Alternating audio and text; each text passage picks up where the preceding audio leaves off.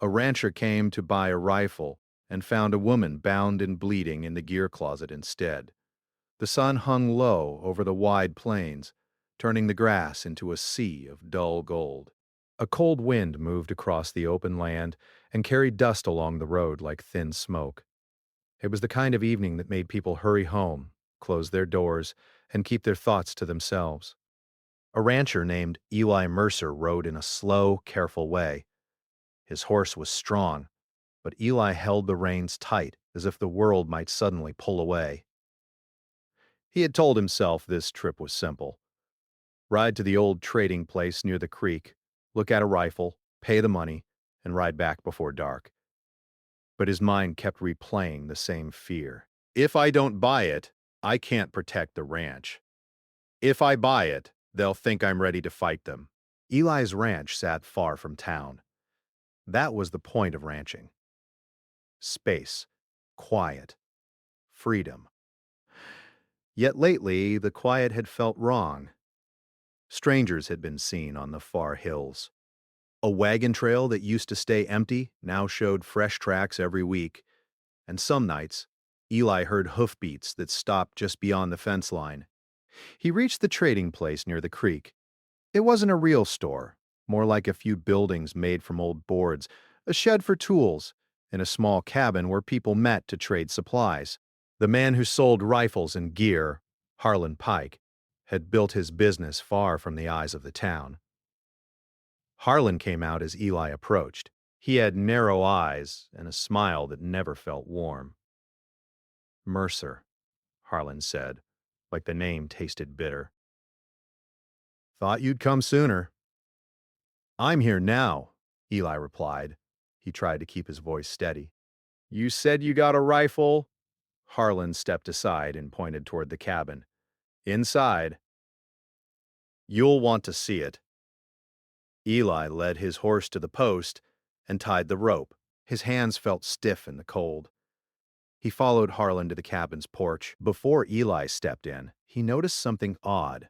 A second set of footprints crossed the mud near the steps, lighter than a man's, smaller and uneven, like someone had been pushed or dragged. Eli's stomach tightened. He wanted to ask about it, but Harlan was already opening the door. The inside of the cabin smelled like oil and old leather. A few rifles hung on the wall. Boxes of bullets sat on a shelf. There was a table in the middle with tools laid out in neat rows. Harlan walked to the wall and pulled down a rifle with pride. Good piece, he said. Straight barrel, clean sights. You won't find better for the price. Eli leaned forward to look. He knew enough to understand what a rifle could do. It could protect. It could also bring trouble. He had avoided carrying one for years, but lately, fear had been riding beside him like a shadow. He reached out, but did not touch it yet. How much? Harlan named a price. It was high. Eli's mouth went dry. That's more than you said. Harlan shrugged. Prices change. Eli swallowed his anger. I can pay some now and the rest later. Harlan's smile thinned. No. Full payment. Eli looked at the rifle again. He could almost feel the weight of it in his hands. He pictured his wife, Mara, locking the door at night and listening to the wind. He pictured his son, Ben, standing by the window and asking why a man had ridden past their fence at midnight. Eli nodded slowly. All right. Harlan moved like he had already won. He set the rifle on the table and began gathering bullets. His voice stayed calm, but his eyes kept flicking toward the back of the cabin, toward the door that led outside. That was when Eli heard it. A faint sound. Not from Harlan. Not from the cabin itself. It was a soft thump, like someone shifting weight. Then a small, broken breath, almost like a whisper. Eli froze. Harlan's hand paused too, just for a second. Then he forced a laugh. Old building. makes noises. Eli didn't answer. Yeah. He listened again. Another sound. A quick, muffled cry. Eli's heart started pounding hard enough to shake his ribs. What's back there? Harlan's eyes went sharp. Just storage. Tools. Gear. Don't worry about it. Eli should have stayed quiet. He should have taken the rifle and gone home. That was the safest thing. But something inside him refused. He took a step toward the back door. I heard someone. Harlan moved fast. He stepped between Eli and the door, still smiling but no longer friendly. You're here to buy a rifle, Mercer. Don't start asking questions. Ellie stared at him. If there's someone back there, Harlan's smile vanished. Sit down. Eli's hand went to his belt where his knife usually was, but he had left it at home, not wanting to seem like he came looking for trouble. Now he wished he had it. Before Harlan could speak again, the sound came once more. Clearer now. A weak knock. 3 short taps, as if someone was using the last strength they had. Eli's body moved before his mind fully decided. He shoved Harlan's shoulder and reached for the door latch. Harlan grabbed at him, but Eli was taller and stronger than he looked. He pulled the door open and stepped out into the cold air. Behind the cabin sat a small shed and a narrow gear closet built onto its side. The closet door was shut tight, a heavy lock hung from it, but the lock was not fully closed, as if someone had rushed. Eli stared at the closet, breathing hard. From inside, a faint, shaking voice tried to speak, but the words didn't form. Eli reached for the lock. His fingers trembled. He tried to open it, but it stuck. Behind him, boots hit the ground.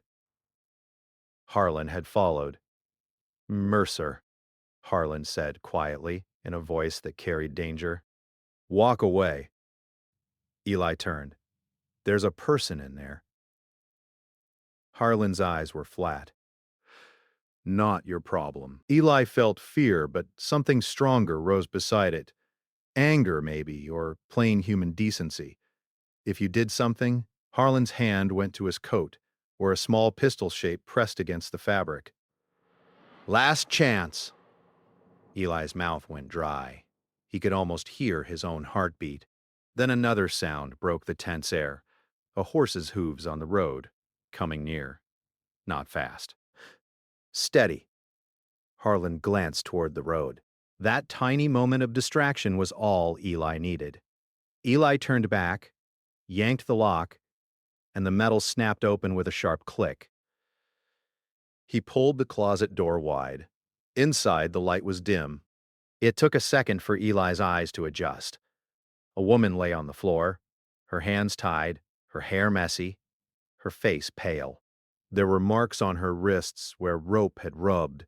Her clothes were dusty, and she looked hurt and exhausted. She was breathing, but it was shallow, and her eyes were half open like she was fighting to stay awake. Eli's stomach dropped. He had never seen someone like this, hidden away like a broken tool. The woman's eyes met his. They held fear, but also a quiet, desperate hope. Eli knelt quickly. Hey, he whispered, trying to keep his voice gentle. I'm here. I'm going to help you. She tried to speak, but only a weak sound came out. Eli looked back over his shoulder. Harlan stood a few steps away, face hard, hands still near his coat. But the hoofbeats were closer now, and a new voice carried across the yard, calm, firm, and steady. Stop. Eli turned again. A rider had arrived, a Lakota man on a dark horse, sitting tall and quiet as stone. He was dressed for travel, with a blanket folded behind his saddle and a small bag at his side. His eyes were sharp, and they watched the scene without panic. He did not point a weapon. He did not shout. He simply spoke with the kind of authority that made men listen even when they didn't want to.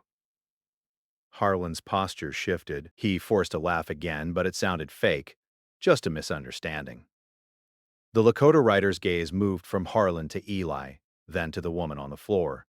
His face did not change much, but his eyes turned colder.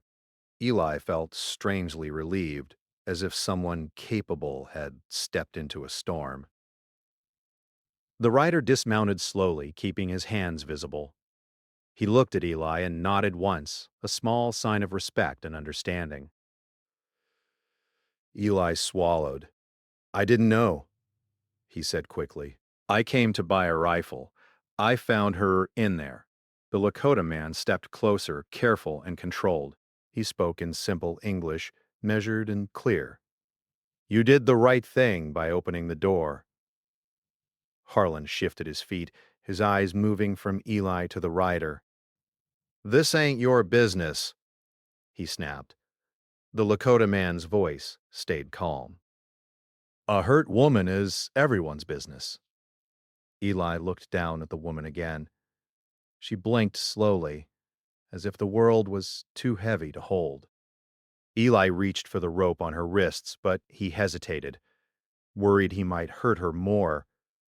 The Lakota man knelt beside Eli and examined the ropes with practiced care.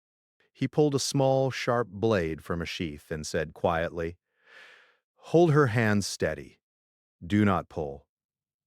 Eli did as he was told. His fingers were clumsy, but he tried. The blade sliced the rope cleanly. The woman flinched, then exhaled, like the release itself was painful. Harlan took a step back, eyes narrowing. "You two are making a mistake." The Lakota man stood, turning his full attention to Harlan now. "No," he said. "The mistake was hiding her." The wind grew louder, rushing through the trees near the creek. In the distance, more riders appeared on the road, small shapes against the setting sun. Eli felt his blood turn cold. "Someone's coming," he said. Harlan's eyes flicked toward the road. A strange satisfaction appeared on his face, like he had been waiting for that moment. They rode like men who believed they already owned the place they were heading toward. Eli swallowed. "Do you know them?" The Lakota warrior shook his head. "I know their kind. They follow fear. They use it like a rope." Eli glanced at the woman. "She said they were looking for her." The Lakota man turned. "Then we must make sure they do not find her." The woman tried to speak. Her voice was dry and thin. "They won't stop," she said. "They never stop." Eli leaned closer. "What's your name?" She hesitated, then whispered, "Clara." The Lakota man nodded at her. "You are safe for now, Clara." She did not fully believe him, but the calm in his voice helped her breathe a little easier. Outside, a voice called out, "Harlan!" Harlan's boots crossed the yard. Eli could hear him talking to the riders, his tone loud and friendly, like they were old friends meeting after a long time. Eli clenched his fists. "He's lying to them." The Lakota man picked up a blanket and placed it gently over Clara. Lies fall apart when they stand too long in the open. Eli didn't feel comforted, but he nodded. The voices outside grew closer to the cabin. A knock hit the door. Firm, slow, and heavy. "Anyone in there?" a man called. Eli looked at the Lakota warrior. "What do we do?" The Lakota man thought for a moment. Then he said, "We tell only the truth, but not all of it." He walked to the door and opened it just enough to look out.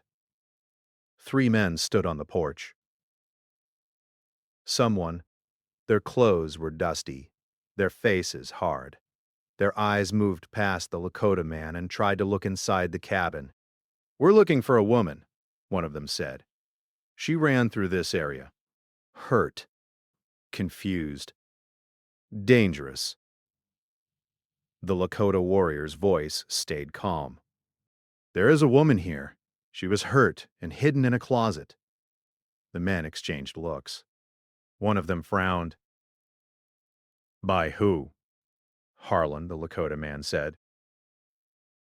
The riders turned. Harlan stood near the shed, arms crossed, his smile gone. That's a lie, Harlan said. She's a thief. Stole from us. I was keeping her here until we could take her back. Clara made a soft sound from the bed, like she wanted to speak, but was afraid. Eli stepped forward. That's not true, he said. His voice shook, but he did not stop. She was tied up, hurt. You hit her like she was nothing. One of the riders stepped closer to Eli.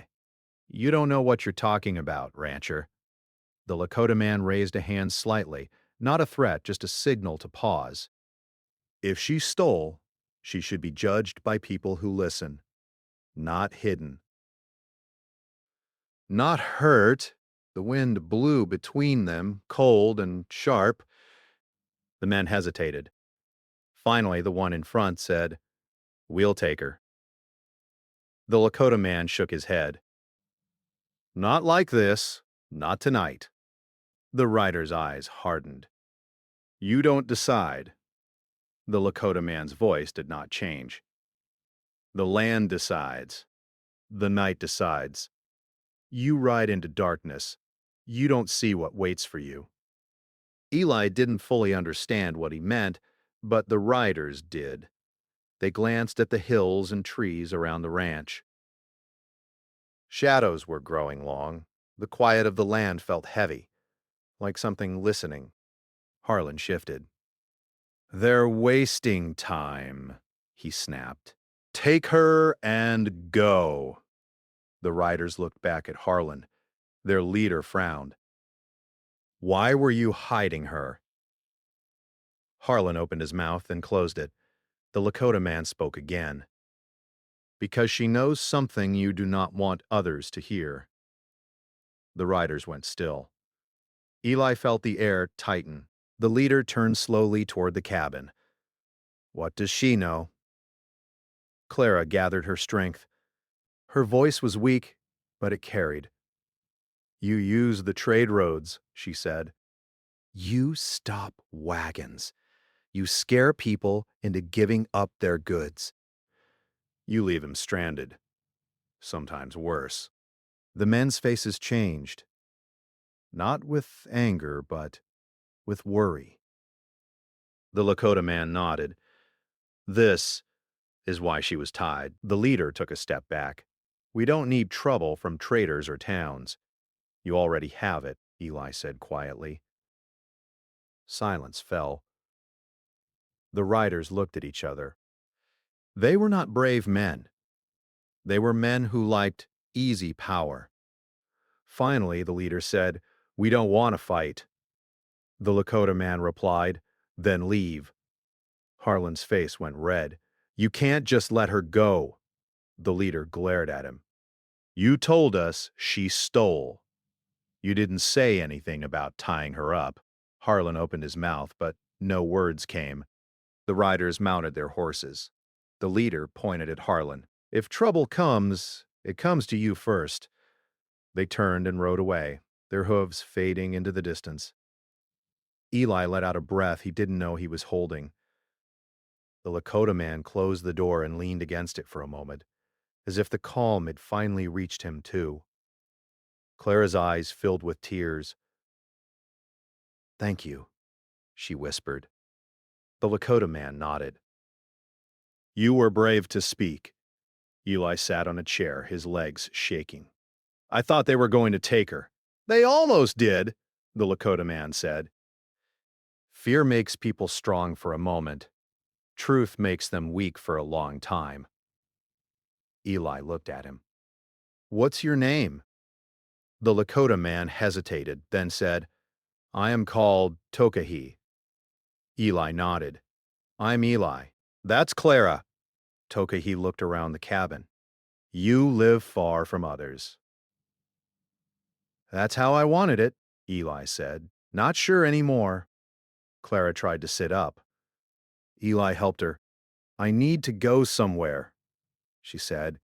Somewhere they can't find me. Tokahei thought for a moment. There is a trading camp 2 days east.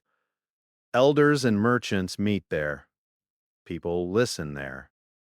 Clara nodded slowly. I can tell them what I know. Eli stood.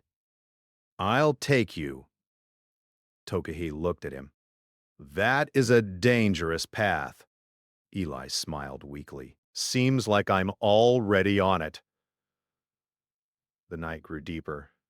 The fire burned steady. Outside, Harlan's cabin stayed dark and quiet. He did not come back. Tokahei prepared his horse. Eli gathered food, water, and blankets. Clara rested, her color slowly returning. Before they left, Tokahei looked at the land around the ranch, the hills, the trees, the open sky. This place remembers what happens here, he said. So do people. Eli nodded. He understood now. As they rode out under the stars, the road ahead felt long and uncertain, but it also felt right. Behind them, the ranch faded into the dark. Ahead of them, the truth waited to be told. The sky was still dark when they left the ranch behind. Stars faded slowly as the first light of morning touched the edge of the land. The air was cold and clean, and every breath felt sharp in the chest. Eli rode in front, guiding the horse along the narrow trail that cut through low hills and open grass. Clara sat behind him, wrapped in a blanket. She held on carefully, still weak, but determined. Tokahei rode beside them, quiet and watchful.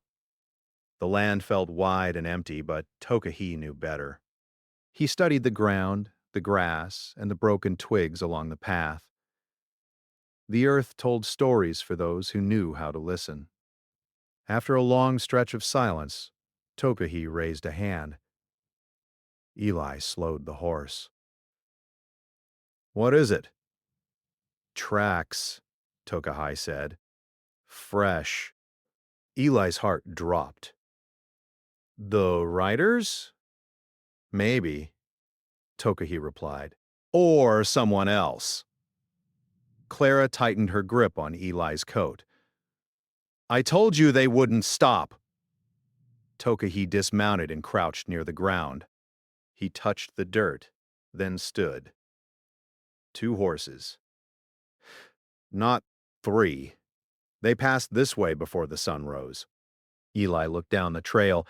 It curved around a rocky hill. Are they ahead of us? Tokahei nodded. Yes. Clara's voice shook. Then they're waiting. Tokahei thought for a moment. There is another path. He pointed toward a narrow line of trees to the west. It leads through a shallow valley, harder to ride fast, easier to hide. Eli nodded. Let's go. They turned their horses and moved into the valley. The trees grew closer together, and the ground became uneven. Eli had to guide the horse slowly. Branches brushed against his arms. The quiet felt heavy, like the land was holding its breath. After a while, Clara spoke softly. I didn't mean for any of this to happen. Eli glanced back at her. You didn't cause it. I saw them stop a wagon on the trade road. A family. They took their food and tools. The man tried to speak up. They scared him until he couldn't. Tokahei's eyes darkened, but his voice stayed calm. And you spoke? Clara nodded. I told traders at the camp. Someone told them what I said. That's when they came for me. Eli tightened his grip on the reins. People like that don't like their secrets in the open. No, Tokahei said. Secrets are their shelter. The valley opened into a wide stretch of land marked by tall red stones that rose from the ground like silent watchers. The wind moved between them, making a low, hollow sound. Tokahi stopped. This place is called Red Ridge. Eli looked around. Why stop here? Because this land helps those who listen, Tokahi said. Clara looked nervous. What does that mean? Tokahi dismounted again. It means we do not run. We move wisely. He led their horses behind the stones, keeping them low and hidden. Then he climbed a small rise and looked out over the trail they had left. Eli followed him. From the ridge, he could see far across the plains. Two riders appeared in the distance. They're here, Eli whispered. Tokahi nodded. They followed the easy path. Clara held her breath. The riders moved closer but slowed when they reached the fork in the trail. One pointed toward the valley. The other shook his head. They don't know which way we went, Eli said. Good, Tokahi replied. Now we let the land speak. He picked up a loose branch and dragged it across the dirt near the valley path, making clear marks like horse tracks. Then he brushed away signs near the ridge trail. Eli watched, impressed. You're tricking them. Tokahi gave a small smile. I am giving them a story. They will choose to believe it. They waited. The riders finally turned into the valley, following the false trail. Clara let out a quiet breath. That worked, Tokahi nodded. For now. They mounted their horses again and rode along the ridge, keeping low. The land opened up again, and in the distance, Eli saw a line of smoke rising. The trading camp, he said. Hope stirred in his chest. As they rode closer, they heard voices, laughter, and the sound of wagons. Tents stood in a wide circle. Horses grazed nearby. People from different places moved around, trading goods, sharing food, and telling stories. Clara's eyes filled with tears. We made it. They rode into the camp slowly. Heads turned. Some people looked curious, others looked cautious. An older man stepped forward. He had gray hair and kind eyes. Welcome, he said. What brings you here? Tokahi dismounted and nodded respectfully. We bring a story that needs to be heard. The man looked at Clara. Is she hurt? Clara nodded. But I can speak. The man gestured toward a fire in the center of the camp. Then come. Let others listen. People gathered as Clara told her story. Her voice shook at first, but it grew stronger as she spoke. She talked about the riders on the trade road, about the wagons they stopped, about being chased, tied, and hidden away. Murmurs spread through the crowd. A trader stepped forward. I lost supplies last month. Thought it was just bad luck. Another man said, My cousin was scared off the road near the hills. The truth moved through the camp like wind through grass. Tokahi stood beside Clara, silent but steady. Eli felt something shift inside him. He was just a rancher. He liked quiet days and simple work. But now he stood in the middle of something bigger than himself. The older man raised his hands. This cannot be ignored, he said. We will send word to nearby towns and leaders. The roads must be safe. Clara nodded, relief washing over her face. Suddenly, a shout came from the edge of the camp. Two riders appeared, the same ones from before. The camp went quiet. The riders did not charge. They did not shout. They looked around and saw how many people were watching them. The leader swallowed. We're just passing through. The older man stepped forward. Then pass. The riders looked at Clara. They looked at Tokahi. They looked at the crowd. They turned their horses and rode away without another word. A soft cheer rose from the camp. Clara's knees weakened. and Eli caught her before she fell.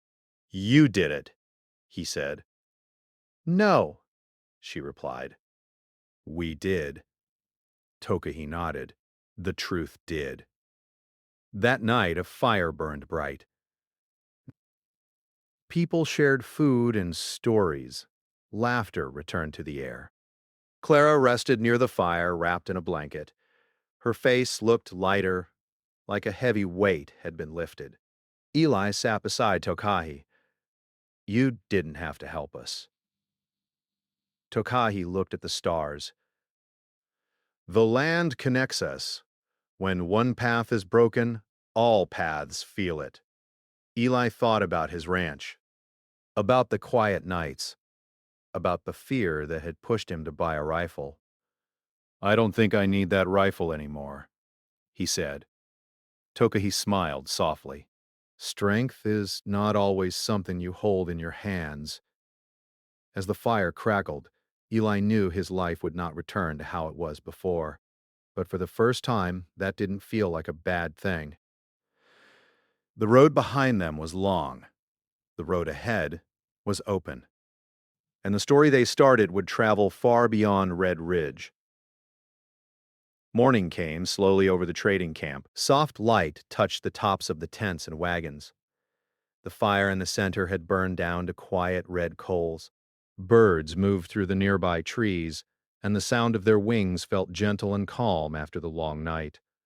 Eli stood near his horse and watched the camp wake up. Traders packed their goods. Families shared bread and water. The air smelled like smoke, leather, and fresh earth. Clara sat on a blanket near the fire. Her face looked stronger now. The color had returned to her cheeks. She still moved carefully, but her eyes no longer carried the same heavy fear. Tokaha stood a short distance away, speaking quietly with a few elders from the camp. They listened to him with respect. "How are you feeling?" She gave a small smile. "Tired." But good. For the first time in a long while. "That's good," Eli said. They sat in silence for a moment, watching the people around them. The older man from the night before, whose name was Samuel Reed, walked toward them. He carried a rolled paper in his hand. "We've written messages," Samuel said, "to nearby towns. To leaders on the trade routes.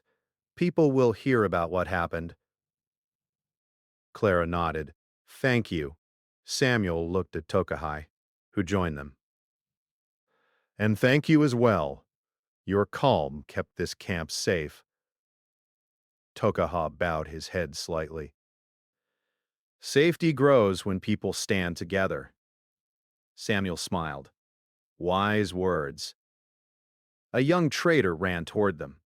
"Riders are leaving the hills," he said. "They're heading away from the roads." Eli felt a small knot in his chest loosen. "So it's over?" Samuel nodded. "For now. And next time, they won't find silence waiting for them." Clara closed her eyes and took a deep breath. It felt like a long chapter of her life had finally ended. Later that morning, the camp began to break apart. Wagons rolled out. Horses were saddled. People hugged and shook hands, promising to meet again on safer roads. Clara packed a small bag with food and clothes given to her by the traders.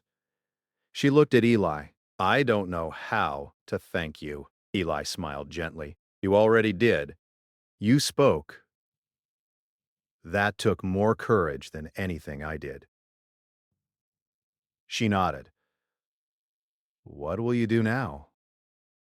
Eli thought about his ranch, about the fence lines, the quiet fields, and the long evenings. "I'll go home," he said, "but not the same way I left." Tokahi joined them. "Our paths part here," he said. Clara's face fell. "You're leaving?" Tokahi nodded. My people are north. The land calls me back. Eli held out his hand. Thank you for everything. Tokahei took it. His grip was firm but warm. You listened when the moment asked you to. Clara stepped forward and hugged Toka carefully. I won't forget you. Tokahei smiled softly. I do not need to be remembered, only what was done. They stood together for a moment, the wind moving through the grass around them. Then Tokahei mounted his horse. He looked at Eli and Clara one last time. Walk in truth, he said. And with that, he turned his horse toward the open land and rode away, becoming smaller and smaller against the wide sky. Eli and Clara traveled together for part of the road.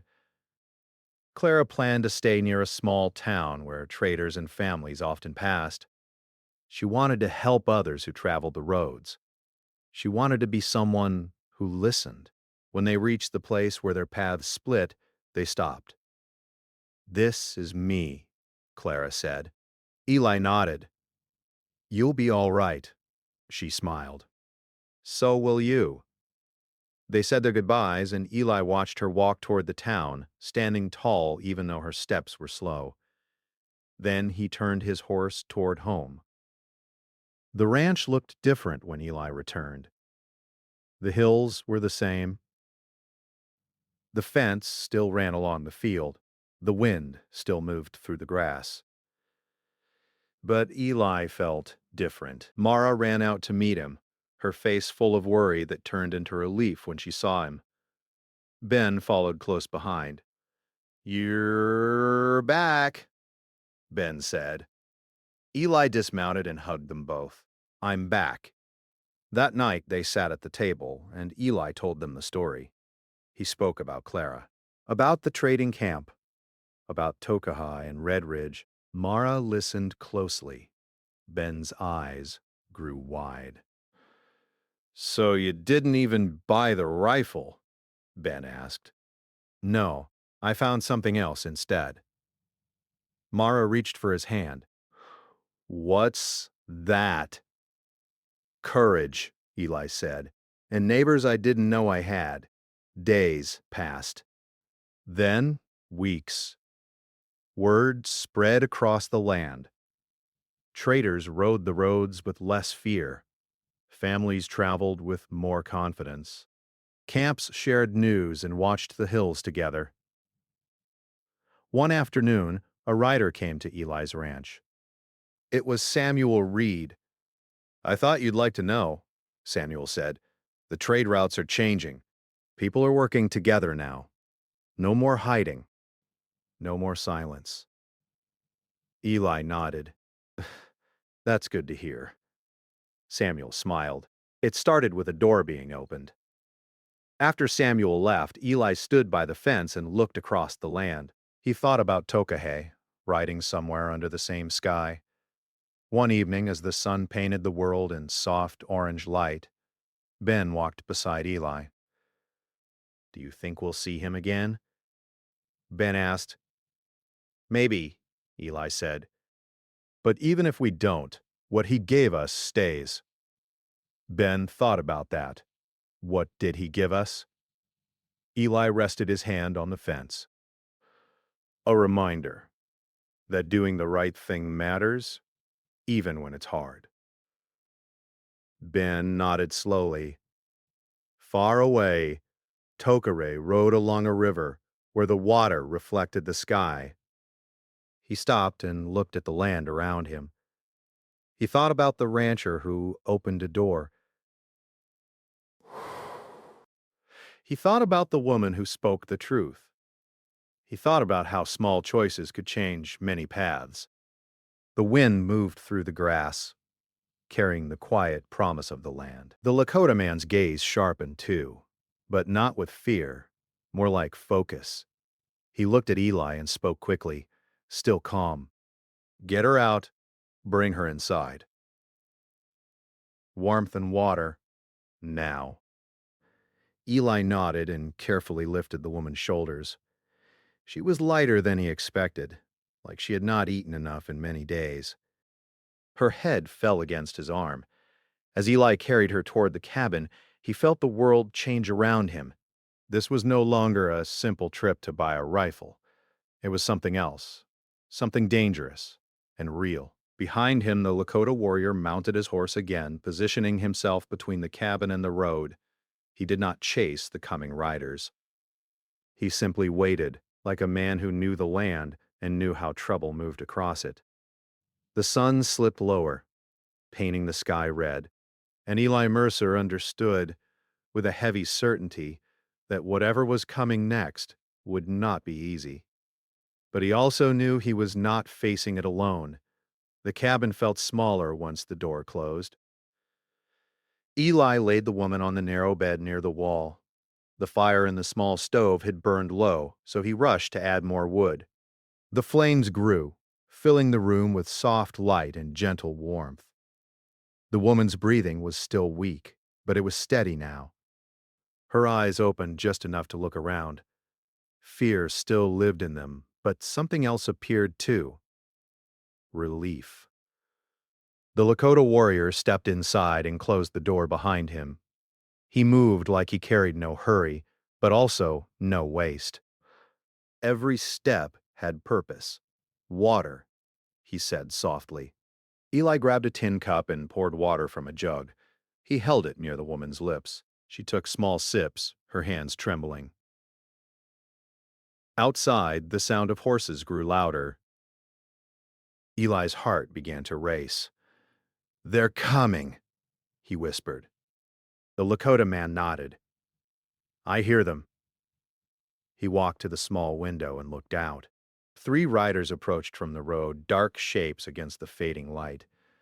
They did not ride fast. Tokahi mounted his horse again and rode on. Back at the ranch, the night settled in gently. Eli closed the door, not in fear, but in peace. The world was still wide. The road was still long, but now he knew he was part of something larger than himself, and that knowledge was stronger than any rifle he could ever hold.